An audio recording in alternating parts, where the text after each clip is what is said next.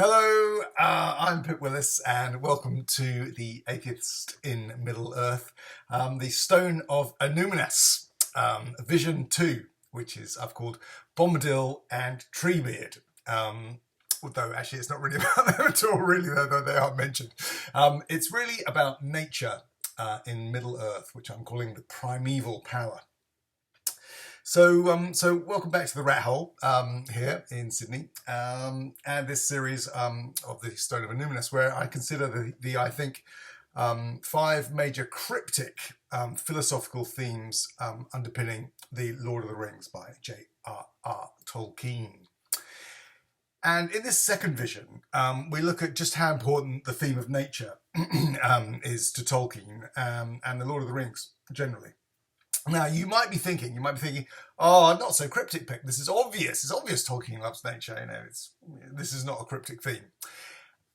You're right. It is.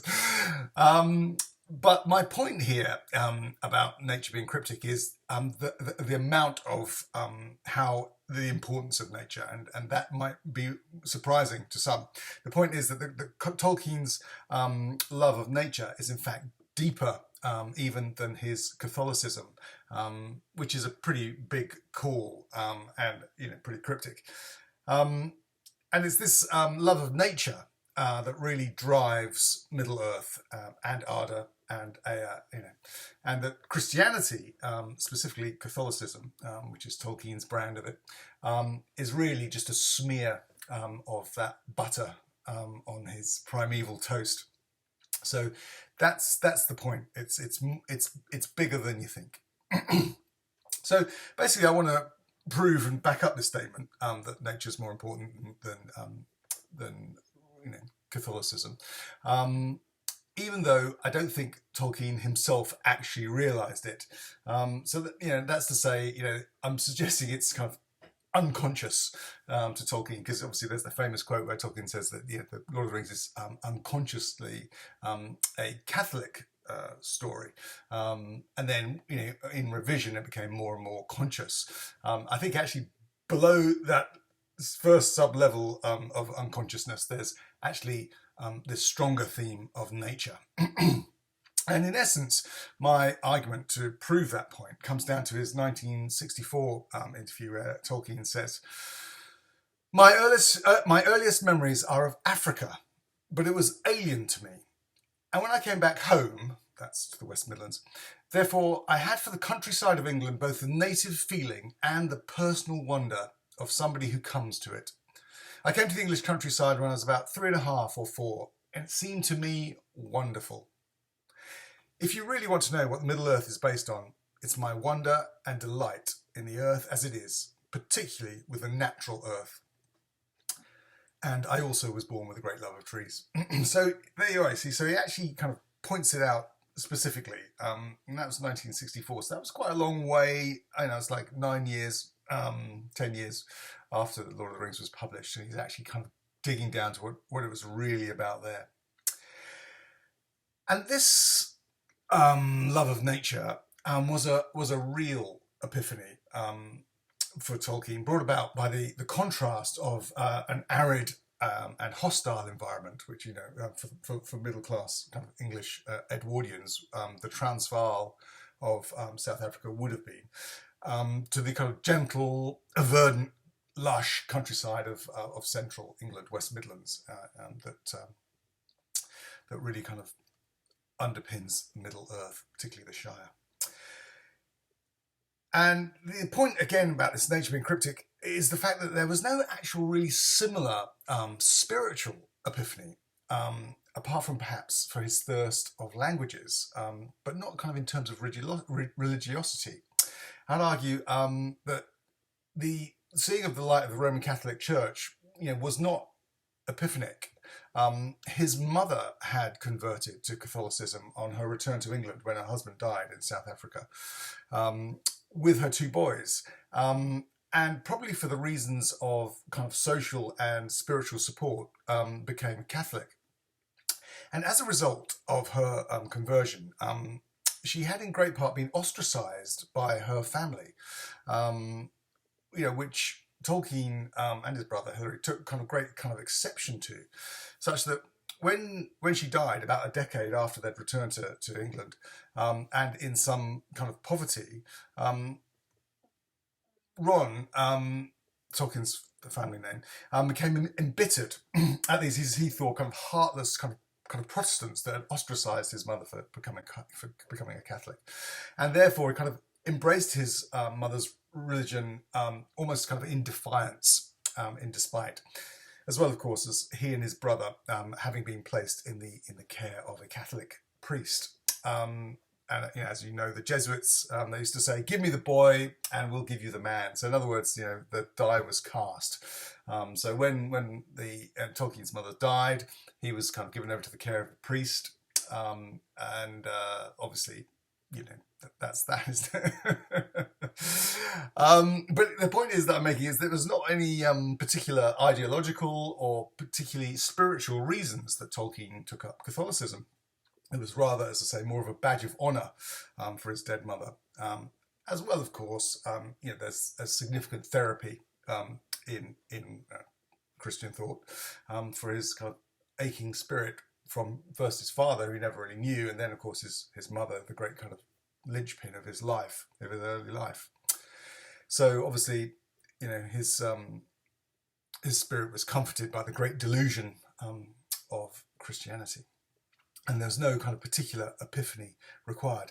Once he'd kind of flown over that stream on wings of grief, mainly, into Catholicism, then, of course, as he grew older, his amazing kind of intellect built a very strong bridge to later explain how he became a Catholic. And all of a sudden, you get these kind of defences of Catholicism and stuff. And that's basically the argument, that love of nature is deeper and more essential than even the more obvious but still cryptic Catholic religiosity of the Lord of the Rings. For instance, just looking at words in the Lord of the Rings, tree or trees is written 1,383 times, compared with only 739 mentions of star or stars. So it's almost double. Still not moved by my argument. Well, in the Silmarillion, Varda, Starkindler, and Queen of Arda, and arguably the most wise in the whole universe, has only 42 mentions, whereas Yavanna, the humble goddess of all that grows, has a whopping 69 mentions, which is more than Ule, Arome, Lorien, and Tolkos, and almost as many as all of the other female Valar combined, including Varda. So Yavanna is clearly a favourite. And when we read The Lord of the Rings, the holy or sacred is always associated with nature. Rivendell and Lorien, of course, and so also the demonic and desecrated, equally conveyed through nature. And indeed, Sauron's worst crimes are those crimes against nature, directly. Consider this from the Dead Marshes. Before them, dark in the dawn, the great mountains reached up to roofs of smoke and cloud. Out from their feet were flung huge buttresses and broken hills that were now at the nearest scarce a dozen miles away. Frodo looked round in horror. Dreadful as the Dead Marshes had been, and the arid moors of the no-man's lands, more loathsome far was the country that the crawling day now slowly unveiled to his shrinking eyes. Even to the mere of dead faces, some haggard phantom of green spring would come. But here neither spring nor summer would ever come again. Here nothing lived, not even the leprous growths that feed on rottenness. The gasping pools were choked with ash and crawling muds, sickly white and grey, as if the mountains had vomited the filth of their entrails upon the lands about. High mounds of crushed and powdered rock, great cones of earth, fire-blasted and poison-stained, stood like an obscene graveyard in endless rows, slowly revealed in the reluctant light. They had come to the desolation that lay before Mordor, the lasting monument to the dark labour of its slaves that should endure when all their purposes were made void. A land defiled, diseased beyond all healing, unless the great sea should ever enter in and wash it with oblivion. I feel sick, said Sam. Frodo did not speak. That's pretty heavy. I mean, those slag heaps, they actually kind of quite reminiscent of the... obviously, I'm going off piece here. Reminiscent of the slag heaps of South Wales, when from the coal mines, and when you kind of drive through South Wales, or I did as a child, in the 70s, and there still were those great big kind of hills of slag of just nothing, and nothing would grow on them. So it's definitely reminiscent there, and you can see Tolkien's kind of pretty frank with his feelings about that. But there's even more. For a while they stood there like men on the edge of a sleep where nightmare lurks, holding it off, though they know that they can only come to morning through the shadows. The light broadened and hardened, the gasping pits and poisonous mounds grew hideously clear. The sun was up, walking among clouds and long flags of smoke, but even the sunlight was defiled. The hobbits had no welcome for that light. Unfriendly it seemed, revealing them in their helplessness, little squeaking ghosts that wandered among the ash heaps of the Dark Lord. Too weary to go further, they sought for some place where they could rest for a while. They sat without speaking, under the shadow of a mound of slag. But foul fumes leaked out of it, catching their throats and choking them.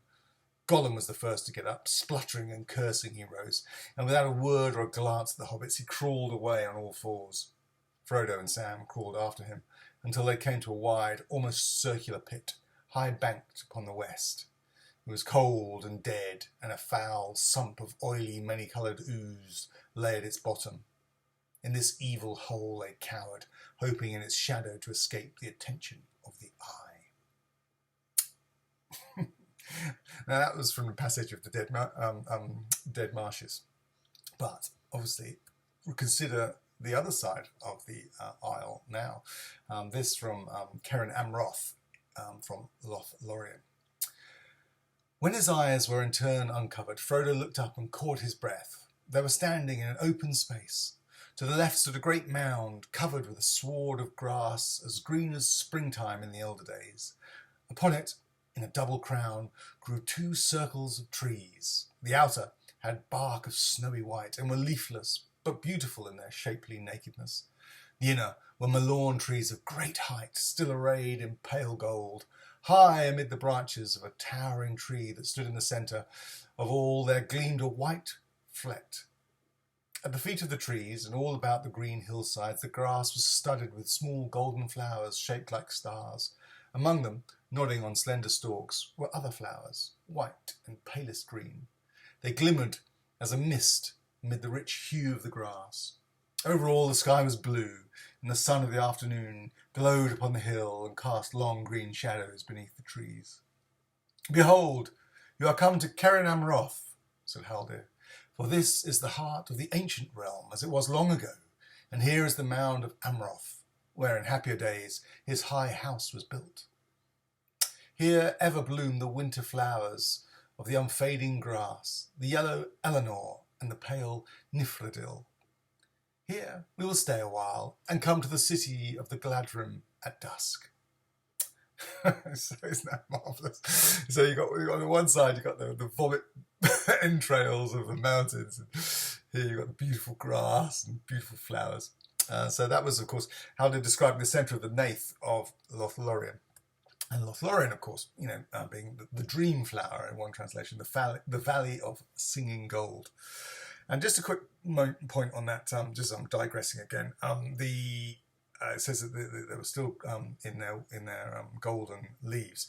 That's why everyone's pretty sure that Malorn is basically a beech tree, but whereas the leaves are actually much a kind of yellower one, because beech trees retain their leaves through the winter, unless there's a very, very windy, and that is why they're a very good 4-season hedge.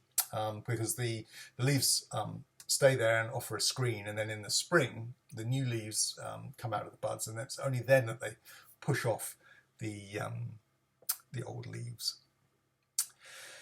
Now, on a further aside, the word nath, which is the word to describe the inner part of Lothlorien, is a very kind of curious word. It means in Sindarin angle, or nath with a little n would mean angle, that forms from the confluence of rivers, or particularly here, the angle, because it's capital N, nath. The angle, which is that arc defined by the two rivers of the Anduin and the Silverlode. And it's rather like the Holy of Holies, like an altar at the end of the nave in a church.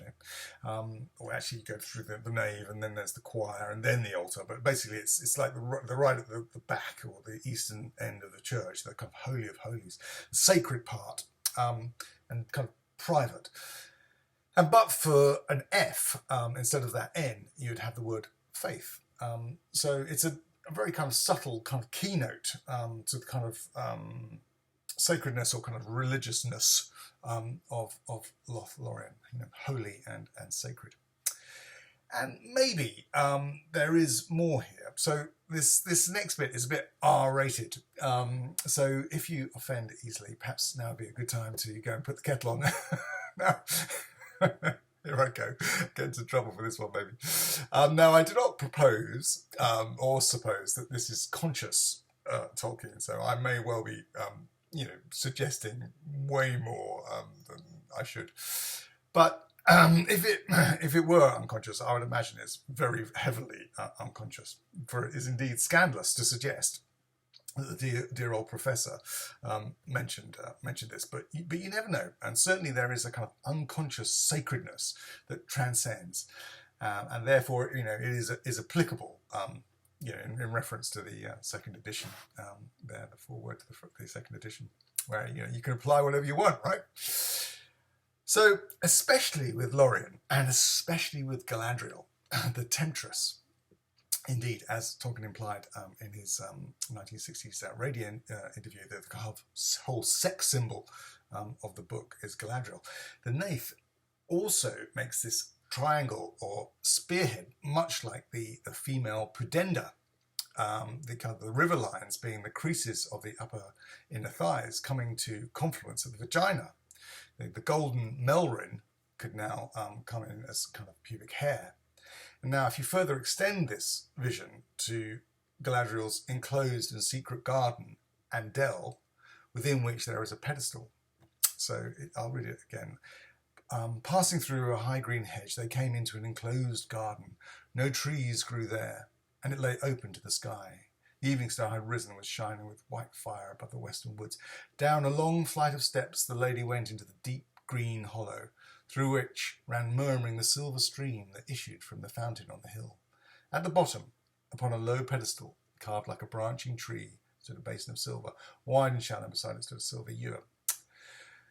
So that's pretty heady stuff, isn't it? And even if there is no sexual innuendo, and the pedestal is symbolic of nothing, conscious or unconscious, it certainly feels like a very sacred and private place, which indeed is kind of almost synonymous with the female genitals anyway. But, and this is what Tolkien did allude to in that interview, there is something pretty sexy with Galadriel in the scene, where she herself, that the temptress, is tempted, and her vision of herself with ultimate power is as a kind of temptress and goddess. And her private garden, was just that, an expression of nature. Okay. Enough, so you can come back into the room now and enjoy that cup of tea. Back to nature. Mind you, though, there is something suggestive in the outer ring, in that passage I just read in the Caradam Roth, and they were leafless but beautiful in their shapely nakedness, and in the inner ring were malorn trees of great height. Again, if you were looking for sexual innuendo, it's pretty suggestive. Right, back to nature. The point is that the sacredness in all its forms always comes back to nature in The Lord of the Rings. So Tolkien may have been thinking that it was the kind of spirit that was informing nature, being, as he thought, the greater force in the story. But really, you see, it's Yavanna triumphant over Varda. It's nature informing the spiritual. If the nature is good, so you can rely that the spirit is good too, and vice versa. If the nature is bad, then obviously so is the spirit. And again, we see this kind of overlap with nature and spirit in the little gem of the tradition of Isildur in Unfinished Tales, where Isildur declaring a natural glade a hallow for Elendil's final resting place, and the spiritual powers embrace that choice. They kind of defer to that natural choice. Of course, as you know, it's commonly known that there are no churches or cathedrals in Middle-earth. But of course, there are. They're most often forests. Lothlorien surely is Tolkien's Notre Dame. Consider the minor church in the Woody End, where Frodo broke bread with Gildor in Glorien. At the south end of the greensward, there was an opening. There, the green floor ran into the wood and formed a wide space like a hall, roofed by the boughs of trees. Their great trunks ran like pillars down each side. And that's from Three's Company. And surely that describes a natural church. And of course, that a tree is the symbol of Westernesse, and it is a sapling that's discovered that renews this line, almost in the breathless language of a Eucharist. I'll read it out. Everyone turned, and there was a stony slope behind him, running down from the skirts of the snow. And as he looked, he was aware that alone there in the waste, a growing thing stood, and he climbed to it, and saw that out of the very edge of the snow there sprang a sapling tree no more than 3 foot high. Already it had put forth young leaves, long and shapely, dark above and silver beneath, and upon its slender crown it bore one small cluster of flowers, whose white petals shone like the sunlit snow. Then Aragorn cried, "Ye Avutu, Vianyas, I've found it! Lo, here is a sign of the eldest of trees! But how it comes here? For it is not itself yet 7 years old." And Gandalf, coming to look at it, and said, "Verily this is a sapling of the line of Nimloth the Fair, and that was a seedling of Galathion, and that a fruit of Telperion, of many names, eldest of trees. Who shall say how it comes here in the appointed hour? But this is an ancient hallow, and ere the kings failed or the tree withered in the court, a fruit must have been set here. For it is said that though the fruit of the tree comes seldom to ripeness, yet the life within may then lie sleeping through many long years, and none can foretell the time in which it will awake. Remember this, for if ever a fruit ripens, it should be planted, lest the line die out of the world. Here it has lain hidden in the mountain, even as the race of Elendil lay hidden in the wastes of the north. Yet the line of Nimloth is older far than your line, King Alessa." Then Aragorn laid his hand gently to the sapling, and lo, it seemed to hold only lightly to the earth, and it was removed without hurt, and Aragorn bore it back to the citadel. Then the withered tree was uprooted, but with reverence, and they did not burn it, but laid it to rest in the silence of Rathdinan. And Aragorn planted the new tree in the court by the fountain, and swiftly and gladly it began to grow. And when the month of June entered, it was laden with blossom. Yeah, so almost, the reverence shows to trees. Gandalf's, I love the fact that he's got that lineage just on the tip of his tongue. No kind of like, let me think, I'll give that some thought. It's right there. Let's see, verily, this is a sapling of the line of Nimloth the Fair, and that was a seeding of Galathion, and that a fruit of Telperion of many names. Fabulous stuff. And again, notice the kind of overlap between the spiritual and the nature. It's almost kind of seamless. It's almost one. And this, of course, is true in reverse. The sense of sacrilege and desecration Tolkien brings to his writing on the vandalism done to trees in the Cathedral of Fanghorn and the Church of the Shire, and the requirement of its scouring, a deep cleaning or expulsion of filth. Now, to really get to grips with this concept of nature being greater than the spiritual, we have to visit the Silmarillion, which is always a tad fraught due to its kind of post kind of mortem publishing. But before we leave the Lord of the Rings, I just wanted to consider Tolkien's high priests. Obviously, Gandalf. "Yes, I do know him, the only wizard that really cares about trees," said Treebeard. I did my Gandalf voice there. I should have done my tree. Yes, I do know him, the only wizard that cares about trees. That would take half an hour to say that. It's a strange omission, isn't it, about Radagast, emissary of Yavanna. But obviously, I think the whole Yavanna Radagast thing, really kind of took wings post publication of the Lord of the Rings. But the highest priest of all, or perhaps priestess, is of course Galadriel, the priestess of nature who magically grew the Melrin. That's Melrin's plural for Malorn trees. I sang of leaves of gold, and leaves of gold there grew. So imagine that. So she truly is the high priestess, really, there. And it's an absolutely wonderful kind of mingling of the spiritual and the natural, welding them together almost as one. But there are also two others, of course, the lesser priests, and they are Treebeard and Bombadil. So that's these ones, guys. I'm just going to give some thought on these guys. Both these priests display a very kind of carefree approach to their ministry. They're very non-interventional, and that kind of comes back to Tolkien's quote about he'd rather constitutional monarchy or anarchy. He doesn't like the idea of of authority, pushing authority.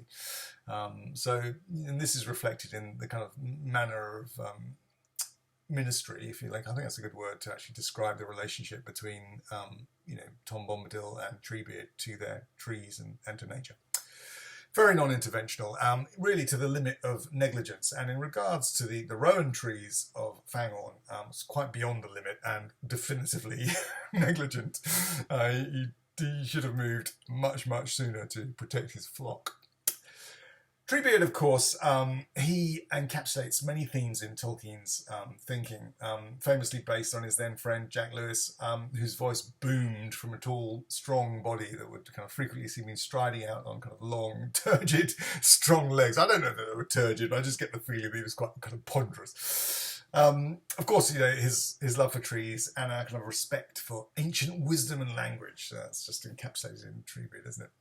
And a kind of, as I say, a worthy ponderousness, like where pedantry is a good thing, a ponderousness of thought and body.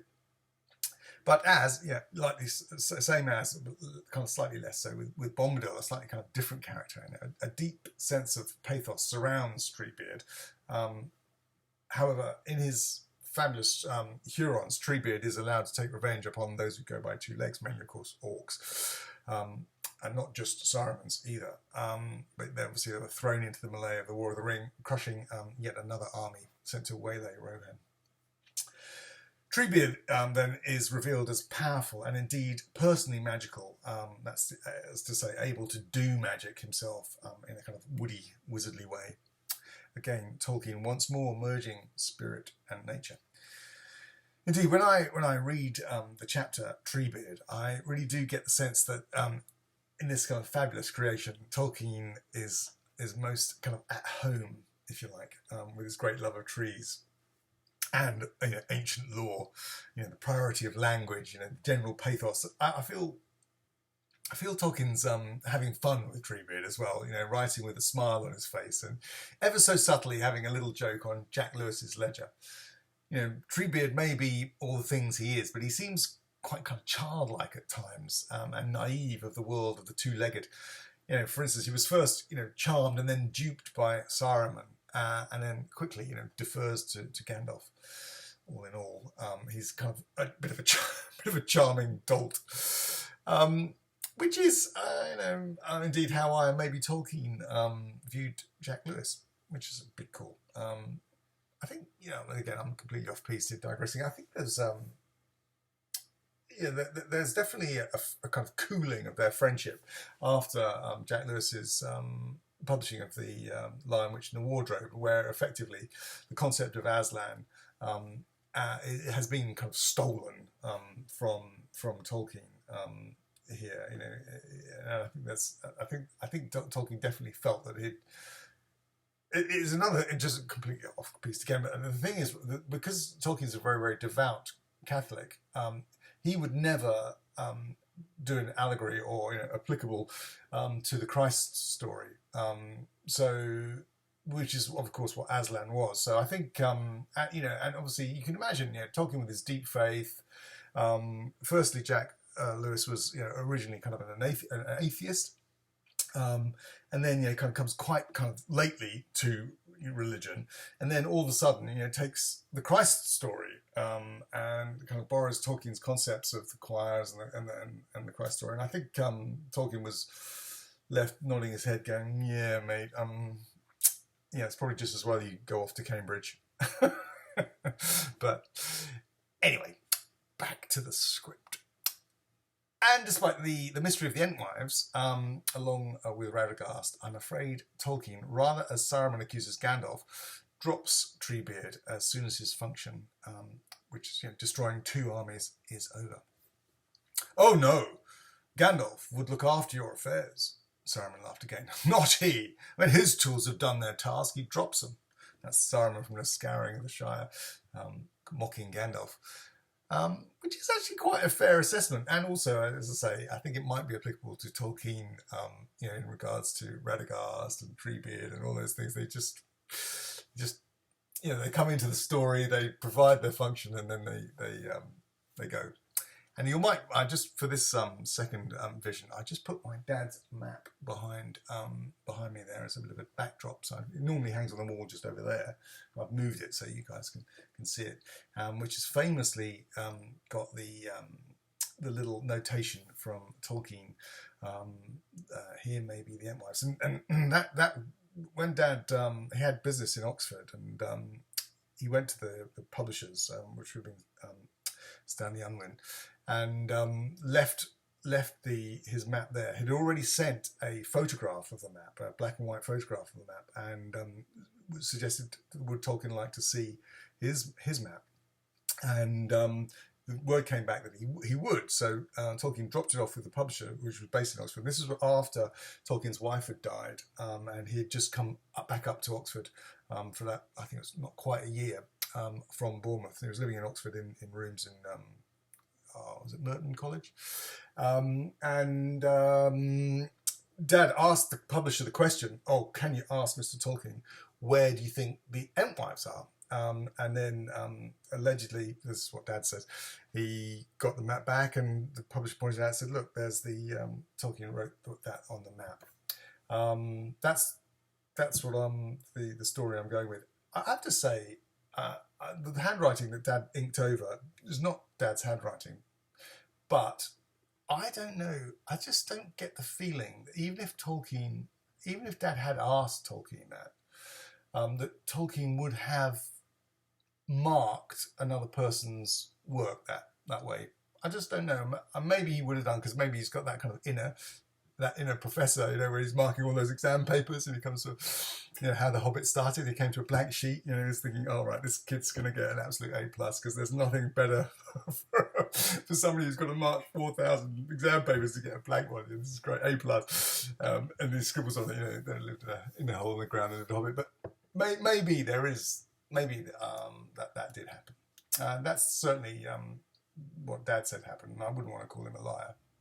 But I just think it's a bit odd. But anyway, the writing came back from Oxford, and then that happened to say in 1973, about 2 years after Dad finished that map. And then I hadn't given it any thought at all. And then my older brother reminded me of the story, and he goes, "Oh yeah, so Tolkien wrote it out on the map." I was like, "Really? That could be important."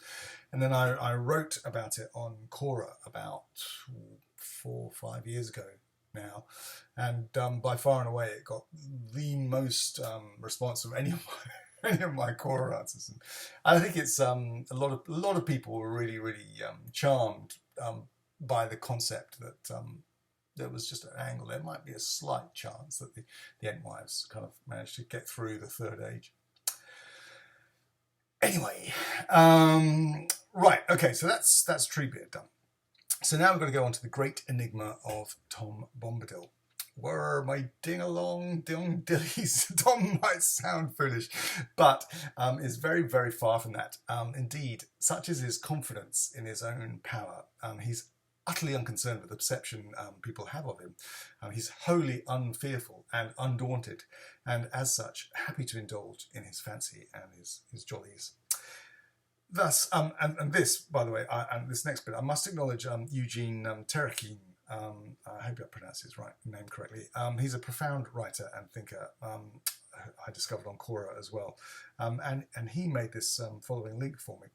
Bombadil's joy arises from his fearless nature, from the fact that he derives from the supreme power. So the laughter in Bombadil is the laughter of Jove, the king of the gods. So that's a really interesting kind of link. That when classic mythology, Jove, Jupiter, is the king of the gods, also Zeus, and that person is always depicted as a happy, laughing person. Laughing in the sense of that kind of all powerfulness. And yet again, we see this kind of merging of the spiritual into nature, because Bombadil is the master of his own underlineated kind of small kingdom, but master as in steward. Again, that word I kind of hit upon about kind of the kind of relationship between a priest and his flock, the minister. It's like ministering it. You don't own your flock, but you kind of generally kind of attend to them and facilitate their well-being. And that's the relationship Bombadil has with growing things, or in fact all things that come within his curtilage. So this is explained indeed by Goldberry. She points out, he is the master of wood, water and hill. Then all this strange land belongs to him? No, indeed, she answered, and her smile faded. That would indeed be a burden, she added in a low voice, as if to herself. The trees and the grasses, and all things growing or living in the land, belong each to themselves. Tom Bombadil is the master. No one has ever caught old Tom walking in the forest, wading in the water, leaping on the hilltops under light and shadow. He has no fear. Tom Bombadil is master. So that's kind of pretty kind of clear. And a nice kind of kickback to Tolkien's own view of the fact that people and things aren't really owned. So a nice bit of philosophy there. And indeed, Bombadil is a magic doer, and since benign and male, that would kind of make him kind of a wizard of sorts, but obviously with a small W, not a capital W, not big W, because obviously that would be an emissary of Manwe. So again, in fact, we see a high priest, and in fact, I'm digressing here. Many times when you actually read the Lord of the Rings and Bombadil, he definitely has that kind of lay preacher feeling about him. Very rustic but authentic. So Tom Bombadil, a priest and same person, natural steward and advocate of nature. And I said king of the gods. Well, actually not quite, for his laughter arrives from the king of gods, because that would be Manwe. In fact, Tom Bombadil is one better. The oldest child of the god Eru Ilúvatar. So I'll have to explain that bit. Eru created Ea from the void, from nothing, space and time, and also the raw materials for the Ainur to more or less achieve the plan, which they conceived in the Annulindale, the great choir of angels. And these are the Ainur, the beings he created from his thought before and outside his creation of space and time. So some of these spirits entered into the created universe, i.e. space-time creation, and of these leaders were appointed. And some of these angels who entered within creation were given lordship over the other angels, and they were called the Valar, the lords, and ordained tasks, given tasks to do within Arda, which was the principal stage of Ea, to build their vision within and from the raw materials that was created in Ea. So far, so good. It's actually quite funny, actually, when I read the Silmarillion, I have to kind of have a bit of a sly smile, because it's fairly funny that the spirits were, when they entered into Ea and went to Arda, they were a tad kind of like taken back. they were thinking that they were entering into the completed vision that their choir had forebode. But rather the case was, the client, Aru, it's like saying, well, here's the land, here's the materials, and here's the time. Get on and build that house you foresaw. And they're going, oh, we thought, why didn't you just build the house? And then the Valar were given responsibilities to kind of make and build as their aptitudes saw fit. Manwe, the skies, Ormo, the oceans, etc. And of course, meanwhile, while all that's going on, Melkor is trying to burn it all down. But also, interestingly, Eru Ilúvatar had a couple of wild cards to play within this construct, and there were his children, the Eruhini, also creations of his thought. First the Eldar, the elves, and then the Atani, the followers, the men. And these children were introduced in 2 tranches or loads, and they had their own fates. The elves to be tied with creation until it ended, and men were the guests allowed to enter creation for a lifetime, but then through death were removed from Ea. But you see, this is the interesting bit. They're not the only ones.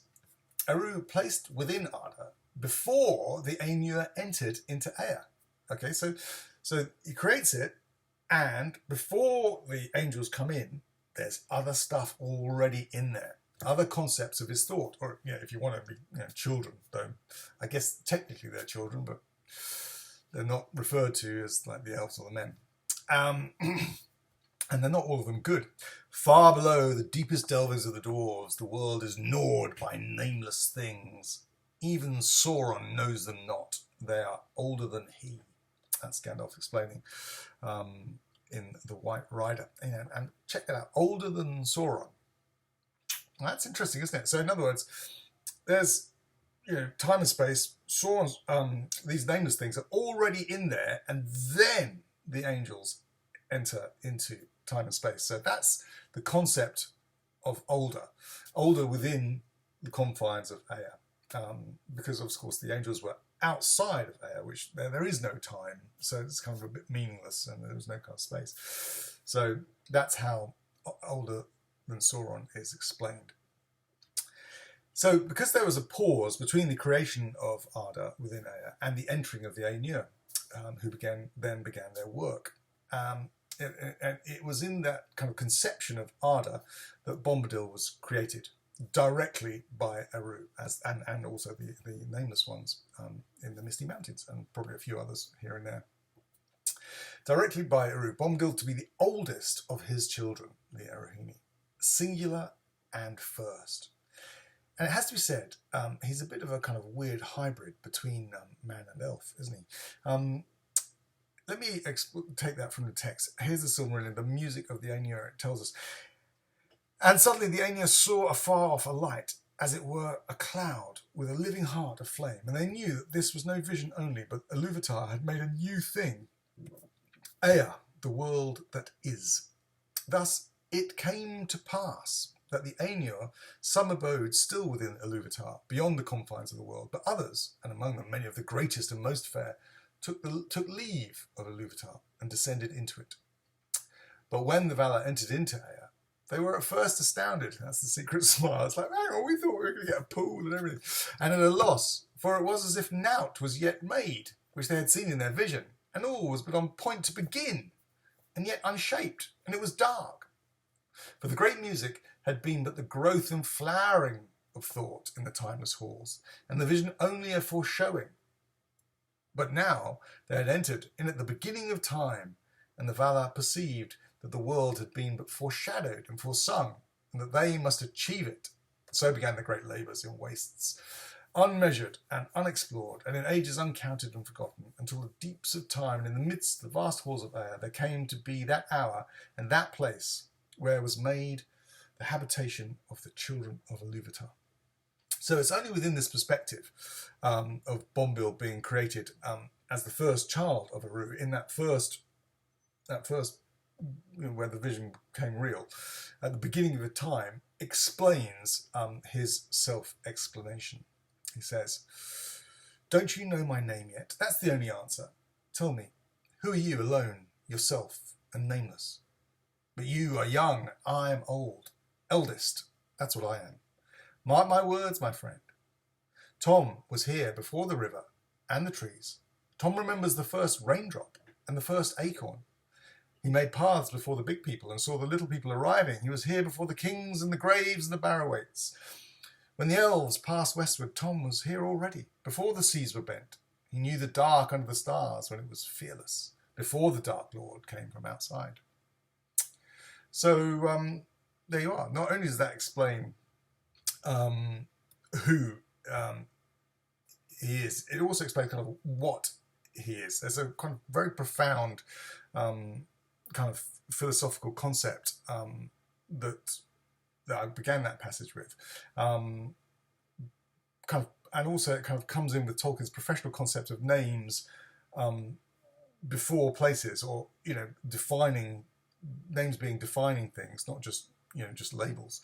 That they're more than that, and that Bombadil is eldest, and that his name is eldest. So what I'm suggesting is that Bombadil recalls the first raindrop and the labour of the Valar before their entering of the world. And I think if you had to translate the word Bombadil from its unknown source, it would be something like fatherless.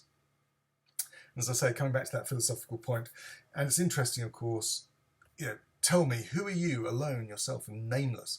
That is to imply you're nothing but a virgin concept of God, which of course kind of clashes very heavily with the ideological concept of Descartes, which is, I think, therefore I am, i.e. that you're something separate and integral and apart from God.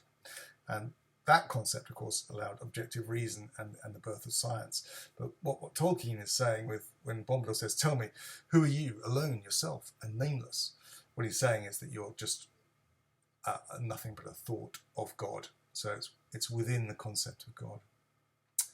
Anyway, back to Bombadil. Eldest. Eldest what? Well, the elves are the Eldar and the men the followers. So Bombadil is just that, the oldest child of Eru Ilúvatar. And as such, he is all-powerful in the kind of magical sense of the realm he has created for himself. Consider his coming in seconds to Frodo's call in the Barrow. That was a kind of day's ride for the hobbits. Bringing back from death, from death. That's massive magic. Merry, Pippin and Sam. That's a really big deal there.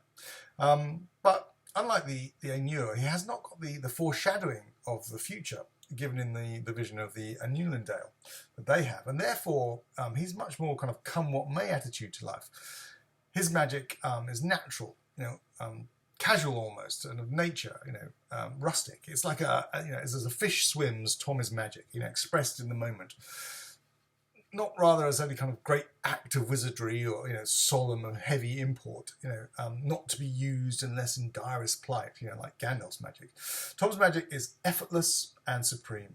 He laughs and he capers. He's untouchable. Within his realm, he is the master of all. As I say, in Tom, we see the laughter of Jove, Eru Ilúvatar, the one Lord of all.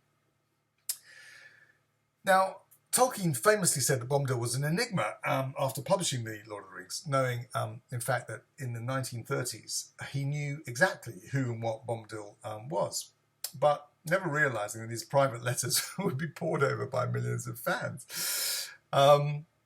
So this is from a letter in 1937.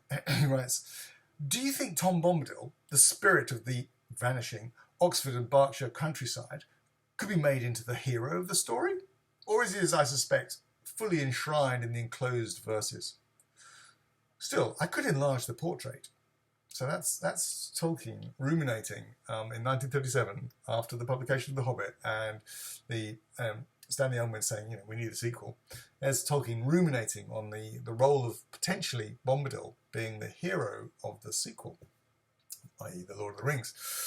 Because basically he was, in that letter, he was kind of bemoaning the fact that he kind of felt he'd exhausted the hobbits as a trope. And indeed, he did indeed enlarge that portrait. because he's referring to the original verses that I think he published in something like, I think they were actually written in 1928, but published in something like 1933 to the Oxford Union. These little kind of doggerel rhymes about Tom Bombadil. But he did indeed enlarge Tom Bombadil for the Lord of the Rings. But of course, Tolkien could not admit as much on the publishing of the Lord of the Rings. You know, Bombadil being the kind of spirit of the Berkshire countryside. Like, no, I wouldn't do it all. So clearly, Tolkien's first understanding of Bombadil would not kind of do for this kind of enigmatic person in the Lord of the Rings. And it's interesting, isn't it? That he just could not kind of get rid of Tom. Or indeed, you know, the Oxford and Berkshire countryside, because for indeed that is exactly the Shire. But the thing about it is that I'm digressing again, is that the Tom Bombadil, you know, that the Lord of the Rings was rewritten, you know, time and time again, and it's a really interesting fact that even when you got to the end of the book, you know, Sauron's defeated and everything like that, and he goes, right, okay, I'm going to rewrite it, I'm going to have to go back, right. Tom Bombadil still stays in there. You know, it's really interesting because he is a bit superfluous to the story, but he's still there, isn't it? And that's really important that Tolkien elected to keep Bombadil in the story. I think it's a real root, one of the real roots of the story. Where are we? Back to the script. And that is because Tom Bombadil, to all intents and purposes, this is an interesting, is the embattled Green Man of England, which is the pagan forest spirit of fecundity and growth and, you know, of great power. He's a kind of key elemental, kind of oldest of all, kind of out of universe, before Vardar or Eru even, the first, the foundation stone of the Lord of the Rings. And Tolkien's thinking is, if you really want to know what Middle Earth is based on, it's my wonder and delight in the earth as it is, particularly the natural earth. So there you are, you see, there's Tom Bombadil right there in the centre and early in the story, which is also fun. I'm completely digressing here. Isn't it interesting that at the end of the story, Gandalf doesn't go into the scouring of the Shire because he deems that he needs to have some time with Tom Bombadil. You know, it's an interesting concept. You know, I should ponder that more, actually. Why did Gandalf feel he needed to do that? But anyway, very good. There you have it. The weaving and stitching together of the sacred and natural, and there at the base of it all, first oldest is Tom Bombadil, first son of God. It really is a wonderful chapter in the House of Tom Bombadil, a wonderful pause in the kind of chase narrative, you know, where the deep waters are allowed to well up, and, you know, not just of Elvish, but of Ea, you know, into a fascinating and mesmerising eddy. That whole part of the book, you know, from the High Hay to Bree, is actually one of my favourite parts. And as I say, interestingly, rewrite after rewrite from 1938 to 1954, Bombadil stayed into the Lord of the Rings. And why? He doesn't really advance the plot much and is, without those pages at all, a complete enigma and mystery. But he also serves another great function that Tolkien was keen to keep in the book, and that was the sense of otherness. That Dark Lord after Dark Lord, even though totally suffocating and all-powerful all the time, there were only temporal periods in the whole. And the real, you know, or the long game that really mattered was not the temporal, but rather the spiritual. And Tom Bombadil was the icon for that. And again, Tolkien's avatar for that. Very similar to Sam's star in the Morgai, if you recall. You know, it's that concept of spiritual is more important than the temporal. And the spiritual can kind of almost be is synonymous with nature. Okay, so I believe in all that I've just been talking about, I've established the primacy of nature in The Lord of the Rings. But of course, the atheist can go further, way further, because unfortunately Tolkien's thought stopped when he got to God. You know, God made it all. Phew, right. We won't ask any more questions about that. But for the atheist, of course, it's like, well, there was no God, so how are we gonna take this on? And as I mentioned, we have to kind of travel back in time to the Silmarillion and the fabulous Valaquenta, and talk about these Tolkien's wonderful pagan powers of his early adulthood. Is kind of almost direct copies of the gods of northern mythologies, which now in later writing and his conscious, uptaking of Catholicism and his great effort to recognise all myth, including his own, as ephemera for God, Tolkien had to start kind of proselytising his earlier writings, bringing the Christian thought to his earlier Norse gods. So effectively baptising Manui, the powers now became archangels with jobs, and responsibilities, and the kind of sanctity fell on Tenochtitl. The pagan lusts and jealousies were swapped for staid Christian hierarchy and piousness, all set at the ultimate font of God. God made it all. Aya was just a lab, and we were the rats within it, making choices that were in fact already laid before us. The whole shooting match, in fact, just some kind of idle navel gazing by the all-powerful, all-knowing, all-making God. Phew. Intellectual curiosity can stop right there, says the believer in God. But as I say, we atheists, we can go deeper, way deeper. Before the Valar became pious and serene, and has to be said, a little bit daft, all working for the glory of God. Before that, they were capricious and cruel, reckless, chaotic, unlearned, visceral, passionate, ardent, amorous, certainly, and lusty, and very occasionally good. In fact, of course, just like natural phenomena, and indeed us. We are all those things. Because early civilizations had to explain these chaotic and inexplicable powers like the storm and lightning and thunder, and all they had to go on for these behaviours in nature were their own, and thus these natural powers took on identities of men and women. And this well-known process, anthropomorphism, or basically turning things to or likening things to men and women. And we know that this happened because we see it in all the early kind of civilizations and religions and faiths. And because of all these natural phenomena overlap and mesh and self-empower, it explains the rather sordid culture of the gods within their mythologies, and of course the kind of general absence of morality. For indeed, the wind and the rain, they have no morality. And alas for the believers, of course, because the earthquake takes the God-fearing as easily as the atheist. Which, of course, presents another strong argument against belief in God as a moral arbiter. It seems it's impossible to say that God is light, and yet God is moral, because light or the storm or the sea or the earthquake, there has no morals.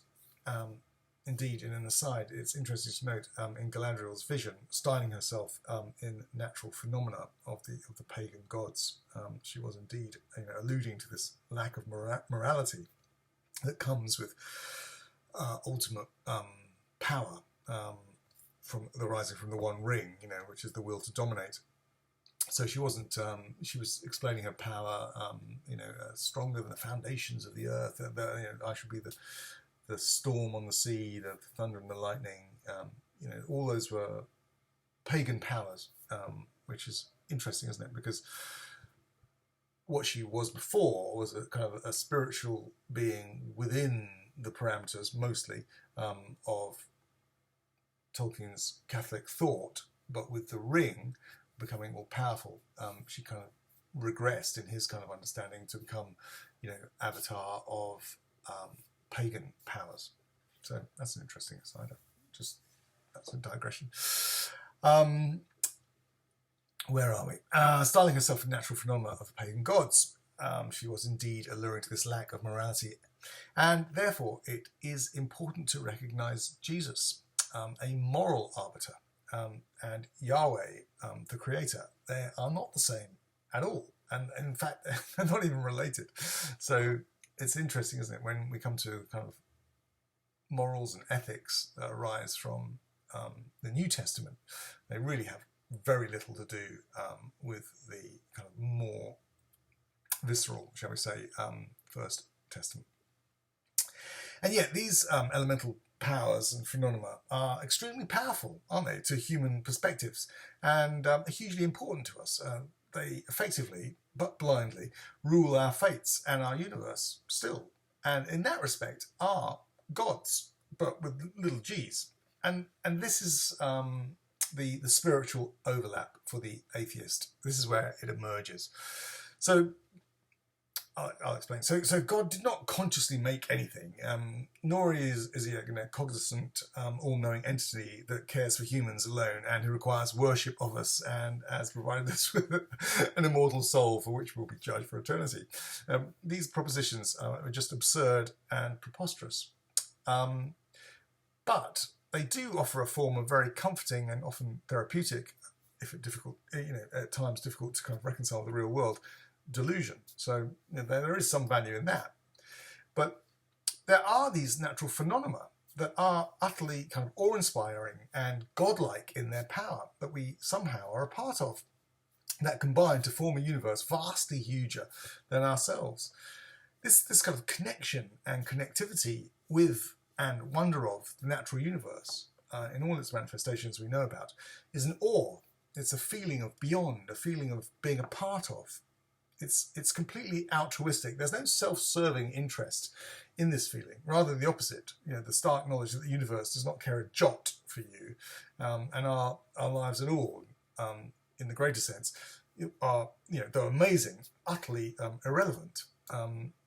So this feeling for me is a spirituality. Is a moving me. It's a wonderful contemplation and connectivity of the kind of human state within the natural world and universe. A spirituality not in the limited sense of a God-given soul to be judged on, or the hereafter of such a soul arising from such judgment. There's no room for these concepts in such a kind of reason-based gnosis, but rather the feeling, the knowing that we are here. We think, therefore we are, at infinitesimally tiny odds, individually, that our minds have come to be, and that this was and is predictable, and that we're part of, the cleverest part of something huge and effectively unknowable. Wow, what more of an epiphany is that?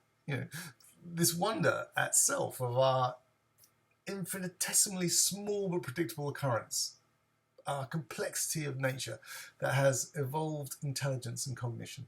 The wonder that we humans are a way of the universe observing itself. And in a way, that does make us gods with a small g.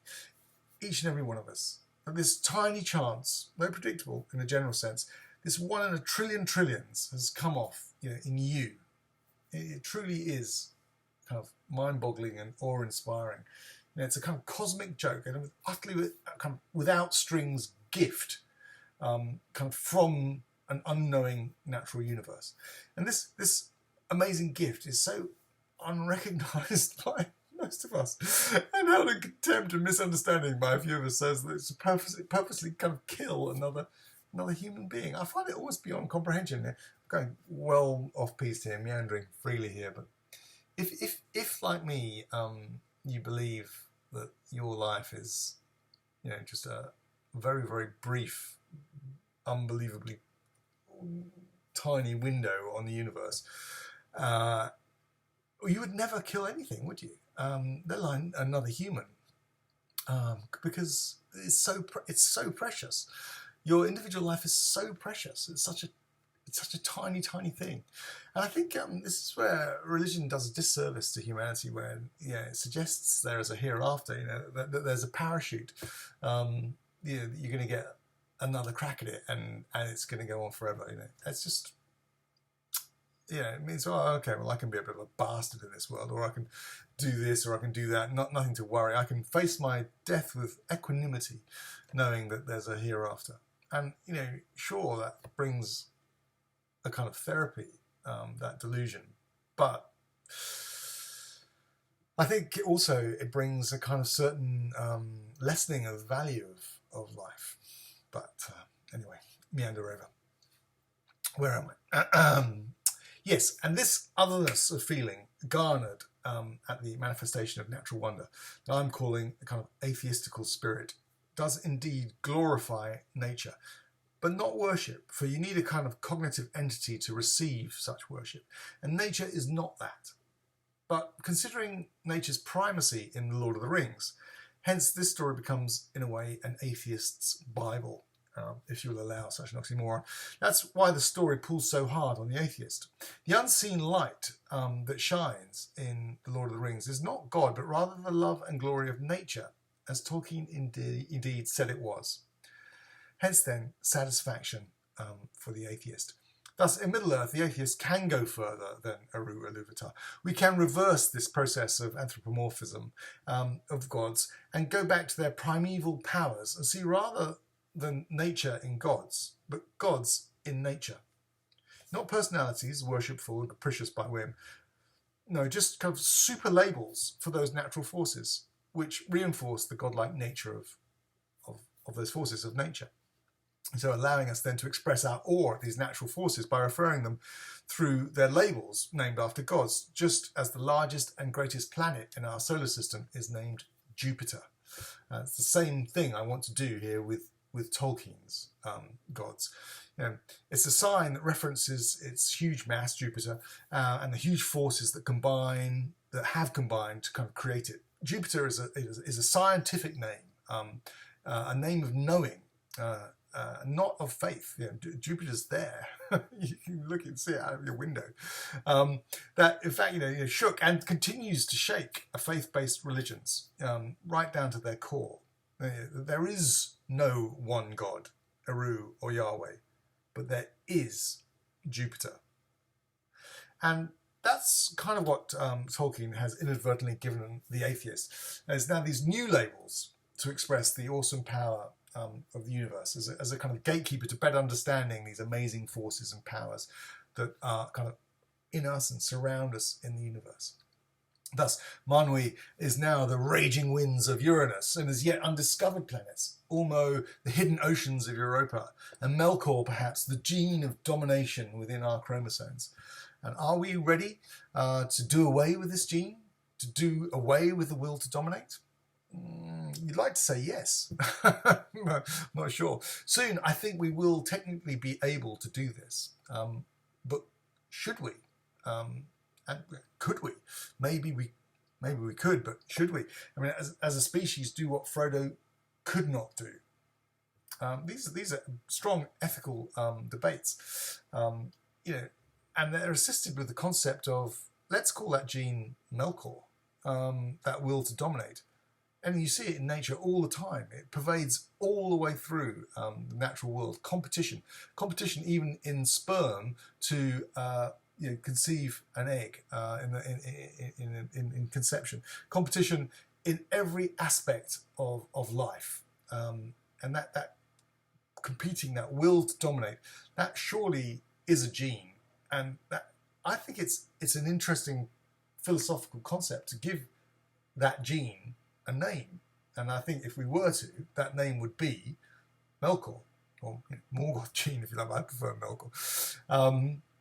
Just as if we're going to refer to Jupiter as Jupiter, which is a real planet, or as I say, yes, if we want to describe the atmosphere of Uranus as Manwi, an expression of Manwi, I just think it's a nice way of acknowledging that these powers are extremely powerful, these forces, and that they're nature based.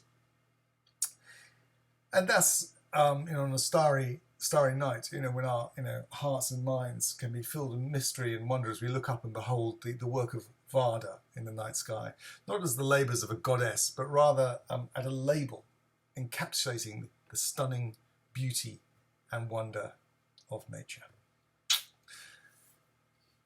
Thanks for watching.